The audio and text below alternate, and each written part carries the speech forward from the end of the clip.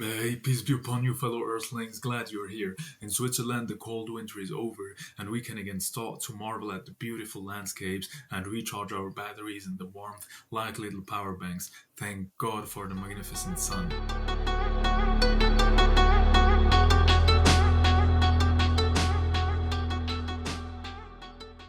Who also loves to marvel at our universe, but does not think it's appropriate or even necessary to thank God for it, would be Richard Dawkins. For those who do not know him, he is a notorious scientist, more precisely biologist, zoologist, who loves to talk about evolution, and he has his own movies, his own shows. He has appeared in many podcasts and written his own books, such as The Selfish Gene, The God Delusion, and many other books. I used to only know him by name until at some point I was speaking with a friend of mine, and he told me, yeah, something can actually come from nothing. You have to look into Richard Dawkins. So it was my duty calling me, and I started to watch all kinds of movies and podcasts of him. Unfortunately, I didn't read his books yet, but I summarized all relevant parts to our discussion of his clips. It's very important for me to portray an accurate image of what they are actually saying, because I'm not the kind of guy who wants to pick and choose and try to take things out of the context. But if you do not believe me, I'll put all the links in the description, so if you want to watch one of the podcasts or all of them for yourself, you're very welcome. I actually advise you to do it because they're pretty fun if you're interested in that kind of stuff. Even though I just chose a few of the videos, it already gave a lot of footage and it will be a longer video. But as I said, I want to improve steadily, so now you will find the chapters and the titles and the time bar since it's a longer video. If for some reason you cannot watch the whole video, I'll ask you to please just jump to the conclusion so you'll get at least that one and let me hear your thoughts. Okay, let's get into it. I have prepared for you quite a lot of little scenes of videos and we'll look at them together. Yeah, let's just start it and see what Richard has to say. Those ridiculous beliefs. And I encourage people to, when they meet somebody who holds a ridiculous belief like that, to really say, do you really believe that? Are you seriously telling me that that's what you believe? And encourage them either to deny it, in which case to deny the religion to which they claim to belong, or to defend it and say, no, it's not ridiculous for the following reason, and talk about Thomas Aquinas and accidents and things like that. And if they can convince somebody that it's not ridiculous, then well and good. But don't let them hide behind the screen of saying, oh, that's my religion, it's private, you can't criticize it because it's my religion. It should be criticized, and it should be defended if it's defensible. And I think that if that were applied to politicians... Okay, from here on it's not relevant for us anymore. So I don't really know many Muslims who would hide behind their belief and say, yeah, it's my belief, you can't criticize it. As a matter of fact, most of them, if they know a bit something, they will be glad to tell you about it and try to defend it. As a proof, I'll try to do it now. Let's get to the next video. If he'd read the book, he'd have known that I did not write the foreword. In fact, that's the thing that I objected the most. I don't mind ignorance so much. It's the illusion of knowledge that upsets me more. And in fact, he has to be held responsible, and I'm happy we're going to Sydney because I plan to hold him responsible for criticizing a book that he clearly hadn't read, and that was criticizing a book that he clearly hadn't read. As you will see how much the Quran will be criticized in next videos. Here I have just how much Richard has read of the Quran. Yes, if you've actually read the Old Testament, I think you would have to agree. It's hideous. It's an the God of the Old Testament who is a monster. But also the God of the Quran, the New Testament, the Hindu scripture? Well, the God of the Quran, I don't know so much about. The God of the New Testament is widely advertised as being a bit more gentle, and certainly on the whole he is. There are things about the New Testament that I find, in a way, almost more objectionable than the Old Testament. The problem with many scriptures, and I think the Quran is no exception, is that you can find a verse that says so-and-so, and you find another verse that says the opposite, and so you have to pick and choose. I mean, is it not the case, for example... You always choose the bad ones. Well, no, I mean, Well, Richard, since you think that the Quran is no different, if you are actually right with your claim and there is much contradictions within it, you would actually get closer to your goal of disproving the Quran because it claims itself, then do they not reflect upon the Quran? If it had been from any other than Allah, they would have found within it much contradiction. So you would disprove it because it makes a claim which is not true. And Muslims believe that every word in the Quran is from Allah. And so, get it going. If you find any contradiction, please show us, and then we can talk about it again. Another point would be, what makes you think that what God really, really wants you to do is believe in him? Maybe what God really wants is for you to be good or honest or sincere or kind.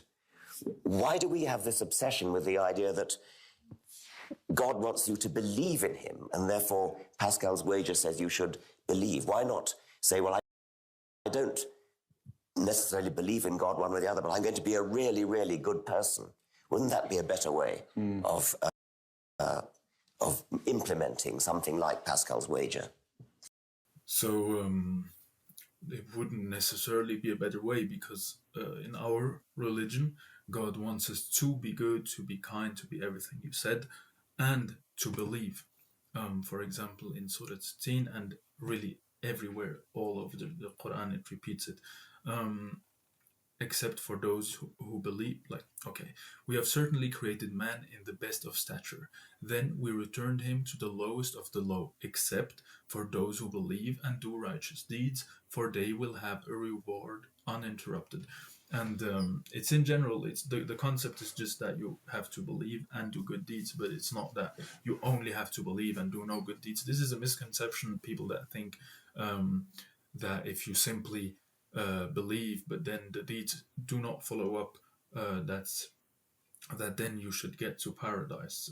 God is the all-forgiving. He forgives whom he wills, except if you put something, shirk, if you put something on the same level as God.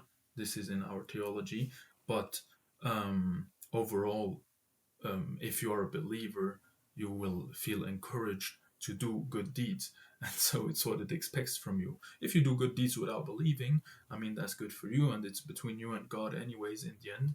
But I believe that then you should be doing your research, and then you might just think like, why is this religion telling me to do all the things that are actually good? But yeah, we can get into this another time. But in general, what I want to say is, it's not that it only expects you to believe in him, but we know that God wants us to believe in him, since it's written all over the scripture that this is an important thing to do, and do good deeds. It's not one or the other. It's not exclusive. Richard, right? I have no idea what would convince me that a God exists, but if there's a God, he should absolutely know what should convince me. Yeah. And he hasn't done that, which means he either doesn't exist or doesn't want me to know he exists. Either way, it's not my problem. Yeah.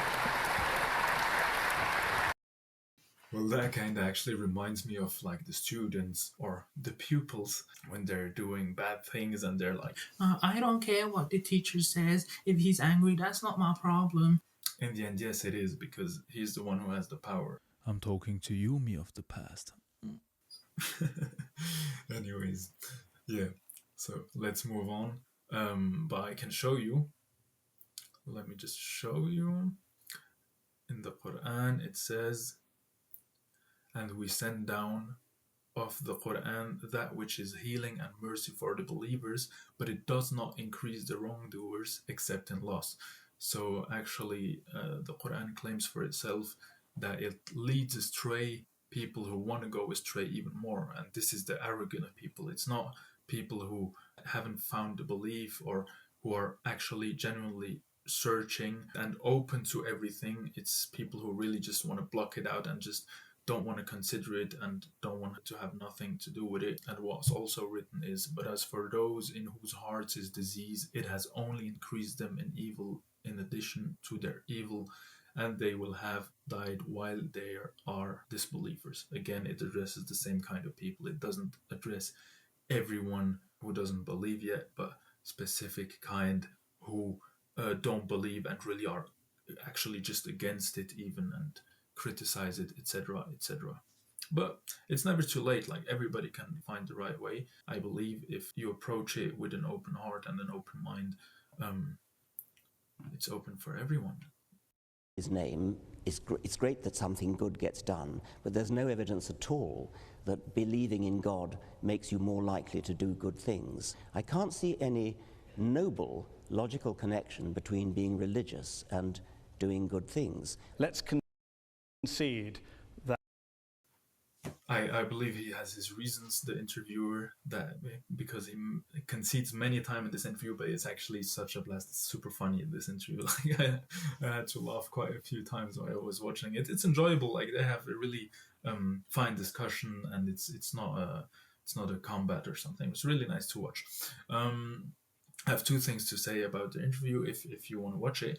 One thing is that he is really cool, the guy from Al Jazeera English, because he's very well spoken, and so the discussion can be very interesting. I don't think that he's theologically very involved.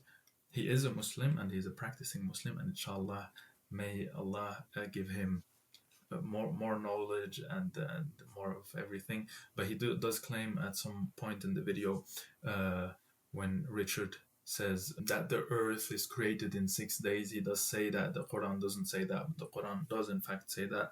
The only difference is that we do not think that God had to rest on the seventh day, because God doesn't get tired by anything, so there is no need to rest for the Almighty God. And so, Richard, you're saying that you don't see any correlation between doing good and being religious. Well, I do. The reason is that, of course, there are people who do good who are not religious. They might have other reasons.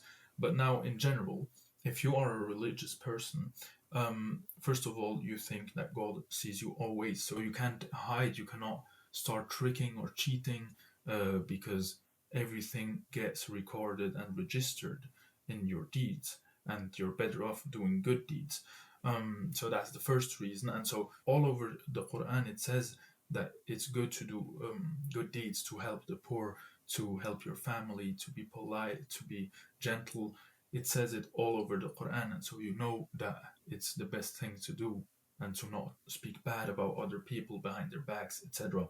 So there is a correlation, and in general in religions, I mean, they have ethical teachings, and so yeah, there is a correlation. It can also help you if you happen to do good things and there is bad things happening to you. If you're not religious, you at some point you might just be like, hey, why am I even doing it? Like, everything I'm doing, it turns against me, and then I have even more problems. But if you are religious, you might have more resilience in such cases, because you know everything is recorded, and if you're doing good despite bad things happening to you, you get even more reward. So yeah, there is actually a correlation between doing good and being religious, and there are many examples. I'm an example, I would say. I wouldn't have great motivation to do much good. I wouldn't do much bad either. It depends on what you think is bad. But why should I do good things? Like, I'm always impressed of atheists who still have the motivation to do good things, just to do good things. Maybe it's for their image of themselves. But I feel like you're better off sometimes if you just look out for yourself, and look that you have the best spot on earth for yourself. It's not always by being good.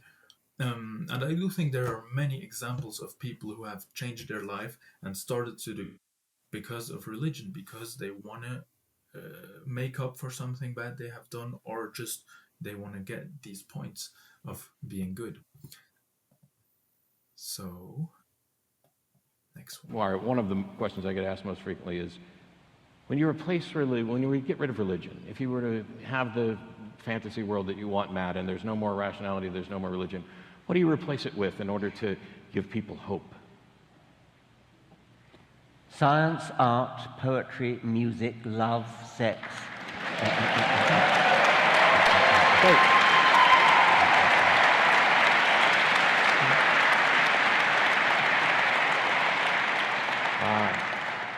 On that note, especially with sex in the mix there, I think we're good to go for questions. And it's okay. So I would say that depicts pretty well the current state of the society. Like, we have much movies, much music, entertainment. People are dating each other. It's freedom. Everyone has fun, etc. as he said. And now we'll look into an interview with Russel Brand. I love that guy. He's so fun. Where he actually asks Richard how the state of the world is going right now, and we'll see how it is. I hope you agree that it is what he just described right now. Okay, we can certainly disagree on that. I mean, of course Yeah, we we certainly can. would, I know, yeah, yes. I know, we can. I'm not arguing with Yes, you. yeah, okay, yeah. What I'm saying is that perhaps a way of change, like I feel that, do you feel that society is in trouble? Maybe I do. Yeah. Yes. But Right. So what do you think the answer is? Well, not religion. Well, I do. Okay, I so know we're you going to do. have to somehow get along, because Yes, for the next 6 months. So yeah, it's not religion, but what is the answer? We don't know. But it's not art, poetry, sex, whatever either. So I don't know. Yeah, let's continue. Showing up in the news every day and are clearly, absolutely, just there can be no doubt about this, and yet there seems to be doubt everywhere.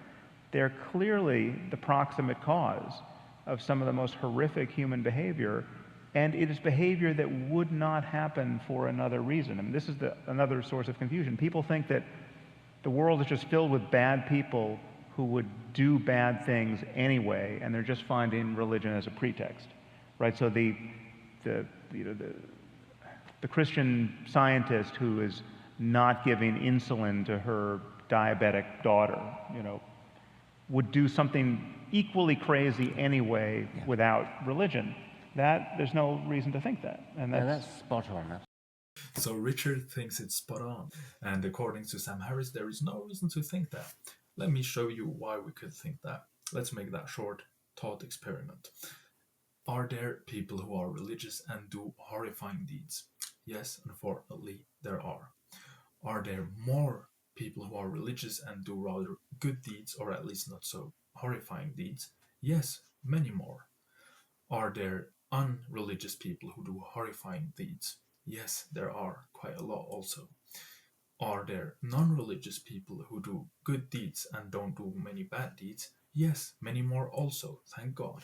So actually, here you see, it doesn't matter, it has nothing to do with religion. People who would do bad stuff will do it anyway, whether there's a religion or not. And so I personally wouldn't understand why you would think the contrary of it. But yeah, I get it is a very difficult analogy to do, like you can't come up with it pretty fast. I understand. Hope I could help.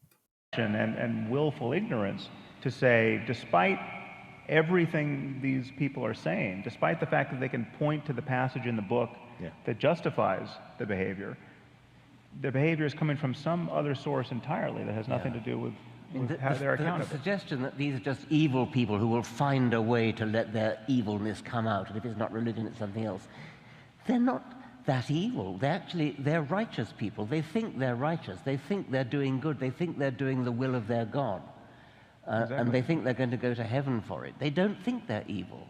Well, worse than that, they're actually not evil Yes. in those cases because they're just wrong. Yes. Right? And So for what Richard has said, they think they're doing good. I would claim that this is unfortunately not only applicable to religionists in general like this. I believe that many people who do wars and do bad things think of themselves that they're doing something good. And we have many examples in history of people who thought that they were doing good. And this is also what happens on the wars today. Unfortunately, you can go to each side and they will tell you that the other ones are the bad ones and they're only making things right.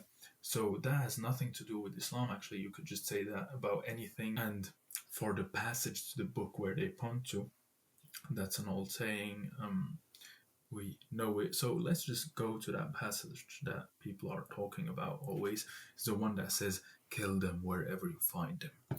So first of all, you have to understand the context.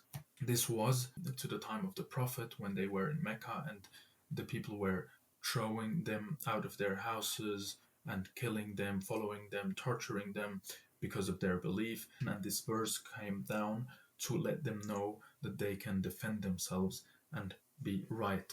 But let's read the verse. So here we are in Surah Al-Baqarah. It's the second surah of the Quran, 189th verse. They ask you, Prophet, about the crescent moon. You see, this verse has got nothing to do with the subject, so I'm not hiding anything.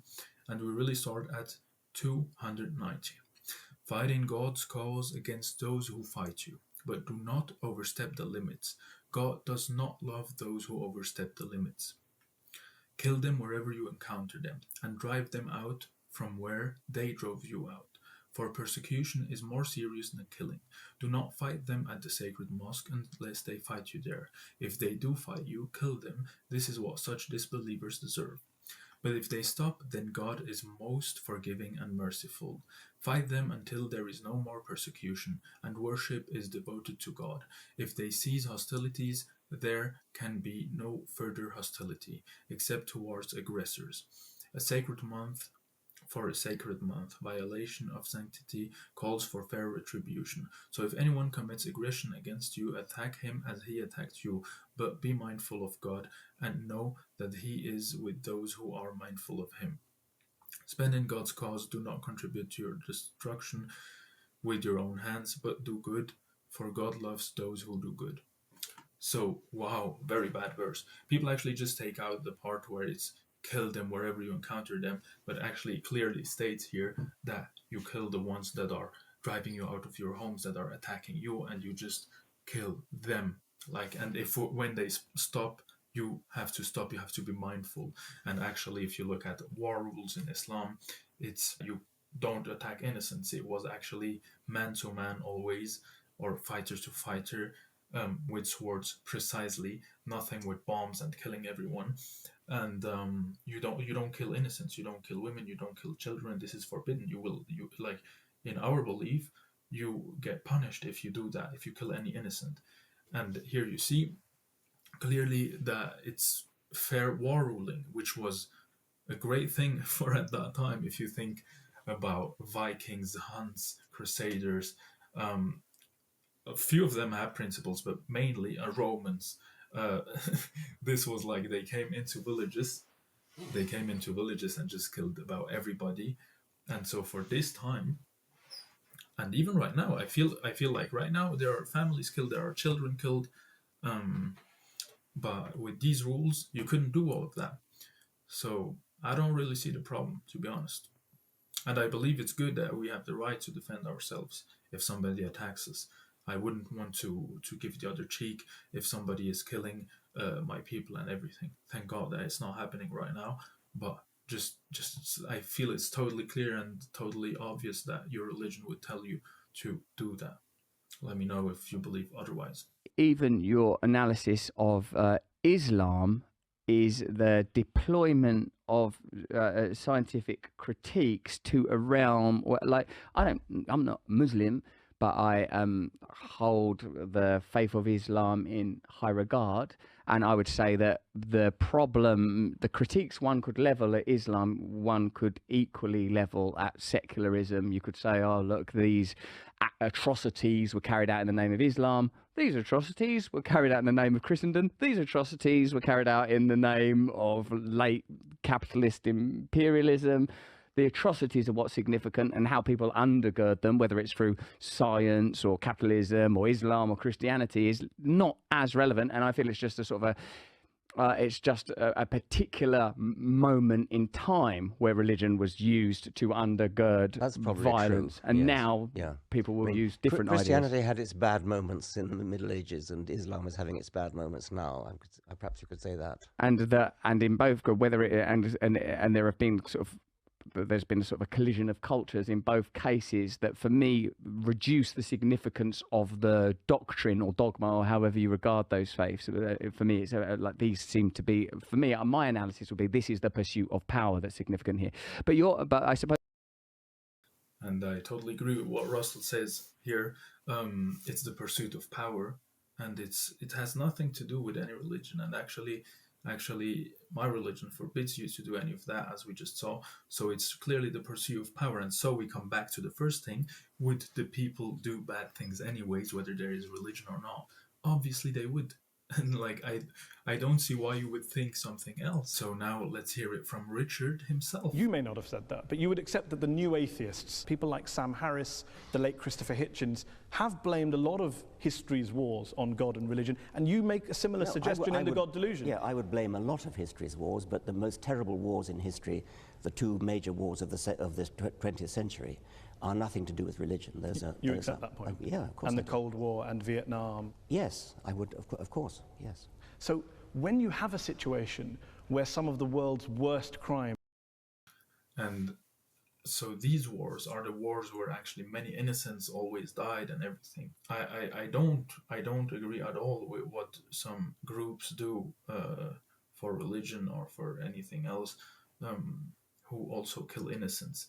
But if we speak about the religious wars, which are about 6% of war that happened in general, I would say that these in the ancient times were just man to man, so there were no innocents dying, and the ones who had to fight, they had to fight. It's unfortunate that generally there is war, but apparently this universe has to be like that. It's always been like that. I hope it will change, but it seems to be like that. And so at least these religious wars back in the days were fought correctly, at least from the Islamic side, or from the Islamic ruling they should have been, and they were as long as our Prophet ﷺ was around. And I can tell you that while, you know, Islam may be the motherlode of bad ideas and the greatest threat to freedom worldwide, it's not necessarily the greatest threat. Oh, that clapping didn't go so well, apparently. Okay, so this is like kind of criticism. Fine, here you will hear it again. A faith which will help people to stand up against worse faiths. And she singles out Islam, she singles out China, I think, and Putin and wokeism. Wokeism, yes. And I'm with her on all those. And to the extent that I think that... The guy who's doing the interview here, Alex O'Connor, is actually a nice guy. He's also an atheist, but maybe we'll react to him at some point. But I like that guy. He's very polite, and he has actually studied theology, other than Mr. Richard Dawkins, who I also think is a nice guy, apart from his beliefs, or his way to express his beliefs. But as you've seen in the beginning of the video, he doesn't know much. He singles out communism with Islam and the other one with the motherlode of bad ideas. But listening to the question, I think what lay behind the question was the very frequent occasions when criticizing Islam is taken as criticism of individual Muslims. I think that's where it's totally different from what you've been talking about, Matt, because what I would say to that is that individual Muslims are usually the most severely maltreated victims of Islam. And so we're not talking about whether we should respect people who have bad ideas. We're talking about people who are the victims of bad ideas, and who are not necessarily. I mean, they may propound them in a certain way, but I think that's what lay behind the questioner. So Richard here is saying that he's not criticizing the Muslims, he's criticizing Islam, which is victimizing the Muslims. But I would claim it's the contrary. I believe Islam is a victim of a few Muslims, if you want to put it that way, which do a bunch of horrible things that are not really Islamic to get power or whatever, and then put it on Islam. But it's certainly not the other way around. I don't believe that any Muslim is victim of Islam. So you can just do your research, Richard, and then you will see it. There's nothing, the worst beliefs can be dissected out of any religion, or they can be just ignored. I mean, they don't even have to be edited out of the books necessarily, although that would be convenient. And it is a problem that they're not edited. It's a problem that there's a tradition that we can't edit these books because they're a matter of revelation. Well, what you don't understand is that if you start editing the book, you put yourself as if you can correct God. So you might as well just not believe anymore, because if as a human being, as a creation, you will start to correct the creator, what is the whole thing even for? And this is why we do not correct the books. And there is no need for correction in the books, actually, because if you really had read the book, you would see that it's not saying you to do anything bad. It just says you to do good things and be good. And that, of course, it's a warning that you will be punished if you do bad things, and you will be rewarded if you do good things. So I don't see why anything should be adapted. People are common sense dualists. They feel like the mind can't possibly be identical to the brain. The mind is something altogether different, and it just feels like it's in the head as a kind of, there's a sort of locus of attention that's emanating from the head. But this body is a machine that can malfunction, and it's changing over time. It's clearly not what I am, and I am probably a soul then. I'm probably spirit. I can probably drift off the brain at death, and that sense is, I think, you know, and all the ways in which that sense can be played with by fasting or prayer or meditation or psychedelics or getting crazy ideas that you find emotionally very animating. The sort of adventures you can have in dualism are part of the problem here, because Adventures in Dualism should be the title of your next book. Right, yeah.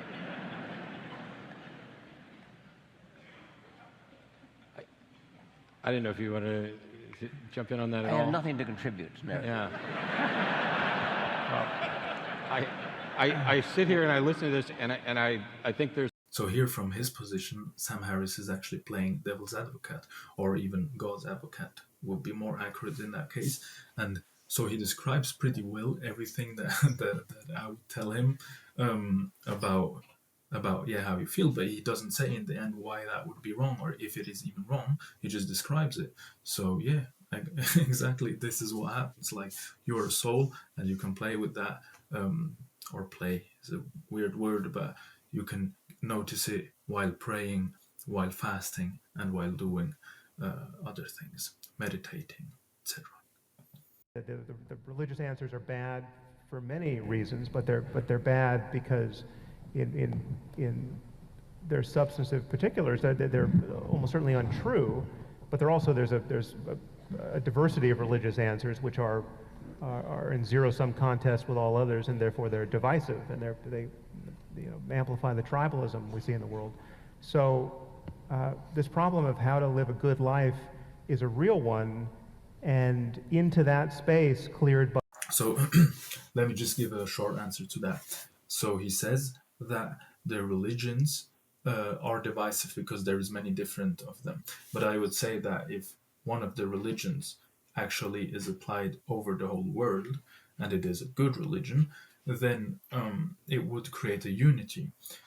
Whereas atheism, what he wants to apply on the whole world, there from the base you would have a separation, because there is no ultimate truth, there is no right and wrong ultimately, and people are different. And so what he advocates for is that everybody does whatever he wants, and so there would be even more divisiveness. And they say it in another part of this long talk that now that their atheist community has gotten bigger, it starts splitting up because different people have different issues. And personally, I think, but I'm always interested to hear other opinions. Correct me if I'm wrong, but I believe that Islam is the only religion where I know we have also splittings.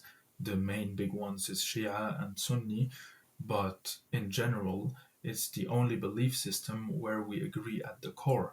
Everybody agrees upon the Quran, that is Allah's word, and there is only one God, Allah, and Muhammad sallallahu alaihi wasallam is his prophet.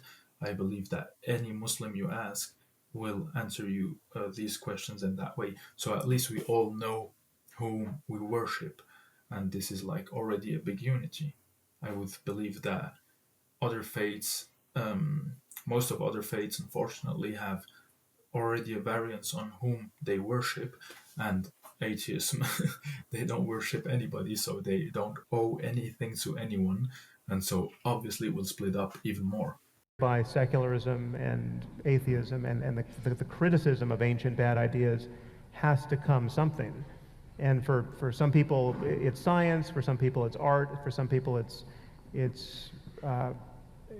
some secular version of what I've in terror and shame and in scare quotes called spirituality.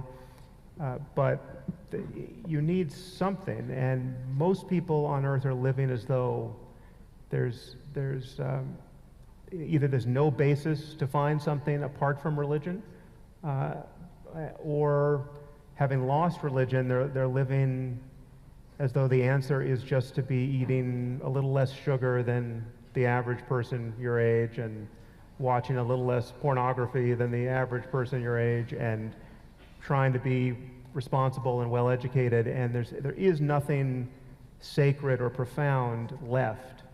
And I think that is a real deficit of the secular conversation, and I think we need a secular version of profundity that, again, this is a place where we may differ. I don't think science and art and fun fully capture what we want in life. There's something else. So, thank you, Sam Harris. Totally agree with you. What might be that something? Do you have any proposition? But as you see, it's only guesswork, and what is written in the Quran is also, if you obeyed most of those on earth, they would lead you away from the path of God. They follow nothing but speculations. They are merely guessing. And that's what I feel like. He's saying quite a lot of stuff, but there is no solution. So yeah, that's guesswork. It's like, yeah, we would need something maybe, but we don't know, etc. I'm only trying to answer honestly what I think. Don't try to offend anyone, and I'm always open to talk to anyone if you want to say something. But it's just, I just really try to also understand it from my perspective. The person who has the most authority for me is the person who's making sense at that moment. You know, so in the moment. Thank you for that information. Actually, I learned something now, because I believe many people, especially religious ones, certainly give the most authority to the person who makes the least sense to them. Yeah, thank you for sharing. At some level, you can't, if it's not falsifiable, science can't address it. On the other hand, what you can do is amass evidence and understanding, and what we now, for a small example of that is biology. The notion of it. Just have to add something first. Krauss actually says that, he says it in another video, and he says it quite often, that science is not there to prove things, it is there to disprove things. So it proves what is wrong. And so getting on the God issue, of course it's hard to prove or disprove, but so I don't know how they can be so sure. Like, correct me if I'm wrong, physically, they say it's rather sure that he's not there, but I would say there is a 50-50 chance. The notion of intelligent design, the notion that we're intelligently designed, is clearly been shown to be beyond the pale, to be so much counter evidence that it's so highly unlikely as to be thrown out. No sensible person talks about it except the cardinal and a few other people. But, well, I guess no, it's true. Okay, so apparently intelligent design is beyond the pale, and there is so much counter evidence. Okay, let's put it aside for now. Like planets the size of Jupiter being very close to their sun. I mean, that's surprising, but it's not surprising in the same way as the idea that there could be literally nothing from which something suddenly springs. And I mean, it is very hard to grasp it, and I certainly can't grasp it. So it could be that something comes out of nothing, and it is hard to grasp. For now, we have that. I mean, staggeringly complicated compared with anything that physics alone can do, and which have the very, very strong illusion of being designed for a purpose. It's no wonder that most people in the history of the world have been creationists. believed that they were created by a divine creator, because we look designed. All living creatures look designed. We have every attribute you'd expect if somebody had designed us. By us, I mean trees and kangaroos and lions and us and fleas and bacteria.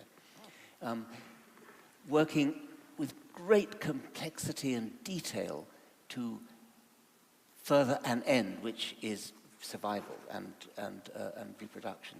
So I suppose one way to put the question is, if we found life on another planet, how would we know it was there? How would we recognize it? And I think it would be complex, and it 666 and the likes. In general, so here apparently it's a strong illusion, and it's hard to grasp, guys. It's hard to grasp, but it's a strong illusion that we are designed, but we look like we're designed, and yeah, it's just hard to grasp. But there could be no God, maybe, and it just feels so wishy-washy. The other fundamental difference between science and, I would say, religion, if we want, is that religion assumes the answers and asks the questions, and the great thing about science is not knowing. That's what makes it exciting, is that there are mysteries remaining to be discovered. We don't understand the mystery of consciousness. We can talk about it, but we have no idea how it arises. That amazing that you have electrical impulses in your brain, which clearly, by the way, are very different than computers. Vastly different than computers, because you can argue from a physics perspective that if you built a digital computer that had the storage capability of the human brain and the processing power, it would require 10 terawatts. 10 terawatts, that's 10 times 10 to the 12th watts. The human brain uses about 10 watts. So somehow, we are 10 million times more efficient than digital computers. We don't understand that. That's amazing. It is amazing, and actually, like, now they're just lining up things that are amazing about the creation, and we don't understand, so we cannot prove it or disprove it that it's from God or not. We just know that we're in a universe where there is amazingly crazy things going on if you scientifically observe it, and there is a very strong illusion, apparently, of design. And here you see again the guessing part. If you obeyed most of those on earth, they would lead you far away from the path of God. They're following nothing but speculations. They are merely guessing. That's what's happening. It's mere guesses. I mean, every species is designed by natural selection to survive in its world. And we were never designed by natural selection to understand modern physics. And yet our brains, amazingly, through emergent properties, are capable of reaching way, way outside the bounds that our evolution apparently set for us. I think I'm very proud to be human. Sorry, we're all glad. Okay, let's summarize for now. So, intelligent design is beyond the pale, and there is so much evidence against it. At the same time, we are so greatly designed and everything around us that we have the strong illusion of it being made by a designer. At the same time, it's hard to grasp, guys, but something could maybe have come from nothing. At the same time, our brains are crazily more efficient than a computer. And at the same time, our brains seem to have evolved outside of the range that it could have evolved, and we are understanding more of the world. We can do physics, even though evolutionary, it makes no sense to us to understand everything of that. But it's more probably that we're not designed and that there is no God. It's more probable, obviously. Yeah. Equating a scientific materialistic worldview with materialism in the other sense, materialism in the sense of a cheap sort of economically only caring about money and selfishness and things. I don't own that. I don't approve of that. I don't feel that that should be laid at science's door. Science is bigger than that, more important than that. I think it's disingenuous to suggest that the only escape from materialism in the demeaning sense, in the economic sense, is religion. I think religion is relatively unequipped, too small to deal with these big problems that we're dealing with.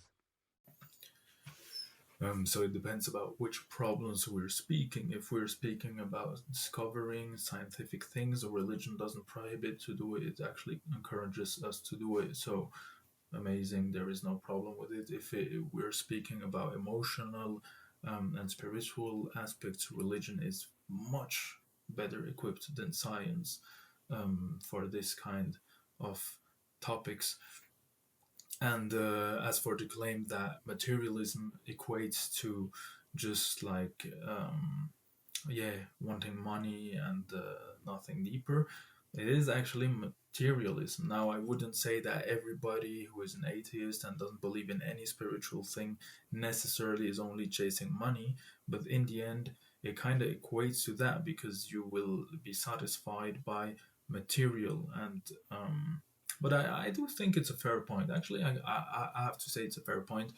I think it can be connected very much with it, or many people will, who are not Richard Dawkins, will fall into that in materialism, because there will only be instant gratification that makes sense to them, and making much money and everything. That's what we see in the society. But I do believe that if you have a hobby or some purpose in life that you set to yourself, even though I don't get why you would do that if there is no God, but people can do whatever they want.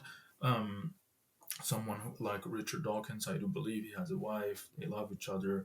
There is like the beautiful part of the life, and it can be fulfilling also without necessarily having a purpose. But I really don't understand why people want to have no purpose. Even though there is no clear proof for no purpose being there, and it's hard to grasp, Richard. It's hard to grasp. So I really don't get why somebody would do that. But yeah, let's continue anyways. I've heard lots and lots of horror stories from science teachers in Britain who tell me that increasing numbers of their pupils are young Earth creationists. That's to say, they believe the world is only 6,000 years old, partly because of the rise of Islamic populations, I'm sorry to say. But Richard, why would you say that, Richard? No, Richard. Why would you say that? Let's check it out. So, how old is the Earth in Islam? The answer of the age of the Earth does not lie in the Quran, because it doesn't, and they have come to accept the scientifically accepted age of 4.5 billion years. Yeah, because there is like no reason. It teaches nowhere how old the Earth is. And now where he must have had it from is, how old is the Earth according to Christianity? Here we have about 6,000 years. So that's not Islamic belief. So why would it be because of the rise of Islamic pupils in the school? That's not something that or at least I don't know Muslims who even care about it. Like, it's not something that matters to us. Of course, scientifically, it's a good thing. Like, I want to know that kind of stuff. I want to know how old the Earth was, and I think science is an amazing thing. Actually, Muslims do not disprove science or say that science is something wrong. No, actually, it's great. We believe that Allah wants us to discover the world. We will only be able to discover whatever He wants to let us discover, but it's great to search. In the Islamic Golden Age, there was a lot of science going on, actually, on the Islamic side. Exist. And do you see an equivalence between the idea of God and the idea of a fairy and a leprechaun? The evidence for both is equally poor. You say... I get what you're trying to do there, Richard, but I don't think it's fair, because a unicorn, a fairy, a cyclope, whatever you want, these mythical creatures are supposed from the legends to be in our universe, and so we must see them at some point. Whereas from God, first of all, the proof is not equally poor, because if you're interested into the historical aspect and everything, there is so much crazy things. We'll look into them in that channel, inshallah. There is some evidence, but okay, let's say it's a matter of belief. Even if we believe in him, his description says that he is closer to us than our jugular vein. Wherever you look, there is the face of God. But it doesn't really claim that you would see him in a physical way. You would rather feel him. People who believe can tell you many stories, and I myself also. But yeah, you could say, yeah, that's a matter of belief or not. But so I wouldn't say that evidence is equally poor and that you can't put them in the same stage, because simplified, on one hand, the scriptures claim that we should see fairies or unicorns or dragons or whatever in the real world, and we don't, so they're probably wrong. Whereas the scriptures of God do claim that we should not see him, but rather feel him and just believe in him. And we don't see him, so the evidence is just neutral. If you actually believe Muhammad flew to heaven on a winged horse, that's an anti-scientific belief. And that could be wrong. But that very well is wrong. But that doesn't change. That doesn't change. How do you know it's wrong? Oh, come on. You're a man of the 21st century. No, I'm just asking. It comes back to my original question. The rational position is the agnostic. The rational position is the agnostic position. Why up there? What, I mean, the rational position. I didn't say up there. I didn't pick a place. Okay, you well, picked a place. why would? Okay, so this is about the miracles. Let's just take it and put it in the miracle bin. I will answer everything in my conclusion, right? We seem to have built communities where we haven't instilled any appreciation for it or any appreciation to treat it reasonably. Let's just throw up a straw man and call it nonsense. Well, that's, as we say in French, the hospital mocking charity. You could just reverse it for himself about religion. They haven't read Quran, for example, and they just criticize it, and they just really throw up strawmans and say that is stupid, but it's not at all what people actually believe. So yeah. We're spreading Satanism to the youth now, apparently. Considering the other things we spread tonight, Satanism's pretty up there. First, I know it's a joke, but I also took it in because I believe you are, depending on some claims that you're making. Reasoning approach to science is enthralling.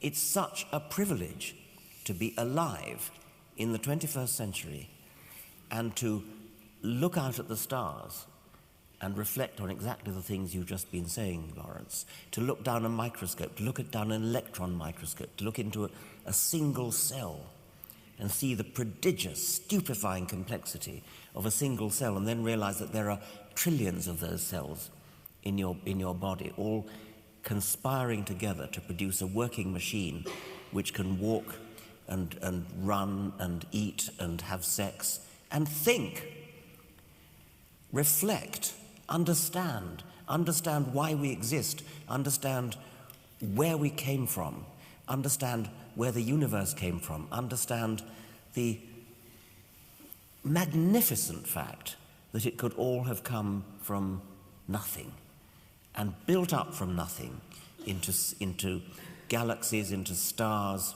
into chemistry, into primordial life, into genes. Well, I truly just don't get the part why must it come from nothing? Like, it could have come from nothing, but it doesn't have to. And why would this be the better result if it were coming from nothing? There, I think we just differ. But yeah, again, they're just describing how beautiful our world is and how impressive it all is. And yeah, I would say thank God for that, but you can have another opinion, of course. That in fact, it may just be that the universe is the way it is because there may be many universes, and if it were any different, we wouldn't be here to ask the question. So another answer to the question, why is there something rather than nothing, is if there were nothing, you wouldn't be around to answer the question or ask it. But that possibility is so disgusting.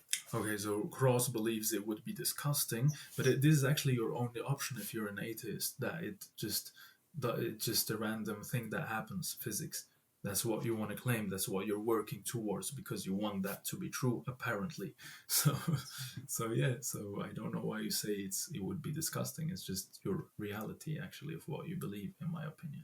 And we can plausibly understand how you could arrive without any miracles, without any need for a creator, without any supernatural creation, you could produce everything we see. And I find that the fact that it's plausible, remarkable, in the same sense that I think I found it plausible when I first learned about evolution. The amazing fact that the diversity of life on Earth, which seems... I'll come to it very soon. One last clip. Then gets going. We do need a theory of the origin of life. But once that starts, then everything else follows with great logic and persuasiveness. And of course, until we get to the point where we have a good understanding, then the answer that we should give is we don't know yet, rather than pretending that we do and that there's some, godlike governing force. Exactly. I mean, scientists... Oh, so smart. Okay, so let's get to the conclusion. We've been waiting for it. Let's get it. Okay, so after all these videos, we see that they think it's not rational to believe in God. They are pretty sure that he does not exist, and their explanation for it overall is that they can explain the world around us pretty much, but we do need a theory of how everything began. Now let me explain to you why I believe that my religion is perfectly rational and even more rational than atheism. Because as Richard says, we have pretty much everything that works in calculations until today, but we need a theory of how life did begin. And also we do not understand the consciousness and every other thing that you have seen. So if I want to dumb it down, if I were to program a little universe on a computer, I would put the underlying codes in there, right? And so over time, a little AI scientist would develop himself, and he can look left, right, up, down, wherever he wants. He can do all the calculations he wants. He can never find me because I'm outside of the computer. He can just not see me. But he can get, if he is very smart, to the very beginning, and there he wouldn't know how everything started. But from there on, he can calculate pretty much everything. Then he would say, with the codes that he sees, it's not possible to have a winged horse or a woman who bears a child without having a man. But I, as the programmer, if I want, I can just go and code it in there. So to me, it's pretty simple. God is almighty. He can do the miracles. And it's just not scientific to believe in miracles if you do not believe in God. But as soon as you believe in God and God is performing the miracles, there is absolutely no problem. It makes sense. So yeah, I believe that religion delivers way more answers, and I do also believe that in religion we should be scientific, and God tells us we should look at the world and everything. So yeah, I hope you enjoyed the video and could learn something. Let me know your thoughts in the comment. Maybe I can also learn something from you, and see you next time.